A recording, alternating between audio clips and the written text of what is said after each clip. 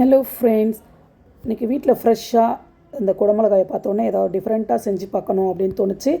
அதனால் வீட்டில் இருந்த தேங்காய், வெங்காயம், தக்காளி, இஞ்சி, பூண்டு, ஃப்ரெஷ்ஷாக இருந்த பச்சை மிளகா, கொத்தமல்லி, புதினா எல்லாத்தையுமே மிக்சியில் போட்டு நல்லா ஃபைன் பேஸ்ட்டாக அரைச்சி எடுத்துகிட்டு வந்தாச்சு. இதோட கரம் மசாலா, மல்லித்தூள், உப்பு இது எல்லாமே சேர்த்து இது எல்லாம் கரையிற வரைக்கும் நல்லா மிக்ஸி ஜாரில் மிக்ஸ் பண்ணிக்கலாம். இப்போ பார்த்திங்கன்னா நம்மளோட மசாலா பேஸ்ட் ரெடி. முதல்ல இப்போ நம்ம ஆட் பண்ண ஃப்ரெஷ் கிரைண்டட் மசாலா பவுடர்ஸ் எல்லாமே ஆல்ரெடி ப்ரிப்பேர் பண்ண பேஸ்ட்டில் நல்லா மிக்ஸ் ஆகிற அளவுக்கு கலந்துருங்க. ஸோ கலந்தது எடுத்து இப்போ ஃப்ரெஷ்ஷாக நம்ம எடுத்து வச்சுருக்க குடமிளகாயை 4 பீஸாக கட் பண்ணி இது உள்ள ஸ்டஃப் பண்ண போகிறோம். நம்ம அரைச்சி வச்ச பேஸ்ட்டை கட் பண்ண கேப்சிகமில் நம்ம ஸ்டஃப் பண்ண போகிறோம்.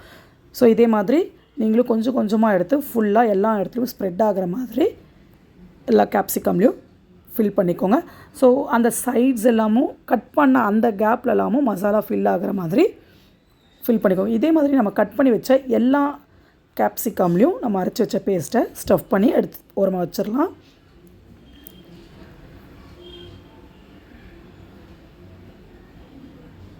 கொஞ்சம் கொஞ்சமாக எடுத்து போட்டு நல்லா உள்ளே அந்த குடமிளகா உள்ளே ஃபுல்லாக ஆக்குப்பை ஆகிற அளவுக்கு ஸ்டஃப் பண்ணிக்கோங்க.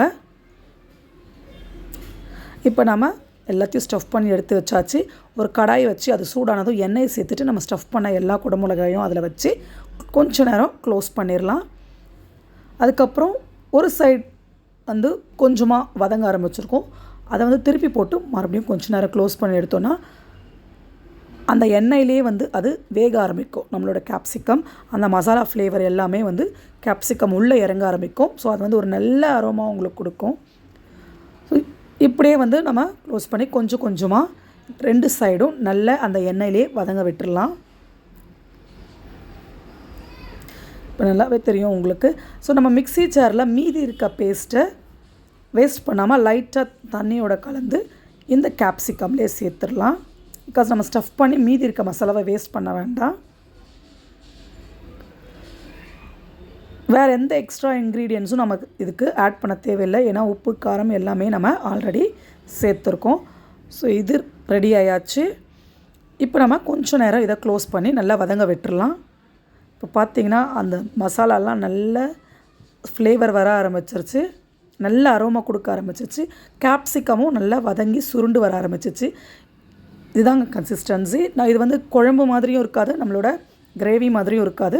ஸோ அதை விட கிரேவியை விட இன்னும் திக்காகவே இருக்கும். இது ரைஸுக்கு சைட் டிஷ்ஷாவோ, சப்பாத்தி, தோசை எல்லாத்துக்கும் சைட் டிஷ்ஷாக வச்சு சாப்பிட்லாம். ரசம் சாதம், சாம்பார் சாதத்துக்கெல்லாம் சைட் வச்சு சாப்பிட சூப்பராக இருக்கும். இல்லை இதே அப்படியே போட்டு பிசைஞ்சு சாப்பிட்றதுக்கும் பக்காவாக இருக்கும்.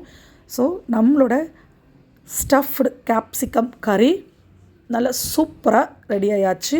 ஸோ 2 பக்கமும் நல்லா வதக்கி விட்டு எடுத்துட்டிங்கன்னா சூப்பராக நம்மளோட கேப்சிகம் கறி ரெடி. ஸோ மறக்காமல் இதை நீங்களும் ட்ரை பண்ணி பாருங்கள்.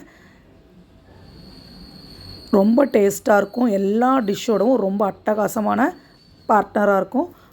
ட்ரை பண்ணி பார்த்துட்டு இந்த டிஷ் எப்படி வந்துச்சு அப்படின்னு எங்களுக்கு கமெண்ட் செக்ஷனில் சொல்லுங்கள். இந்த வீடியோ உங்களுக்கு பிடிச்சிருந்தா உங்கள் ஃப்ரெண்ட்ஸோட ஷேர் பண்ணுங்கள், லைக் பண்ணுங்கள், கமெண்ட் பண்ணுங்கள். அண்ட் மறக்காமல் நம்மளோட சேனலுக்கு சப்ஸ்கிரைப் பண்ணிவிடுங்க. மீண்டும் அடுத்த ரெசிப்பியில் பார்க்கலாம். அது வரைக்கும் பாய் பாய். கேப்சிகம் கறி ரெடி. நான் சாப்பிட ரெடி. நீங்கள் ரெடியா?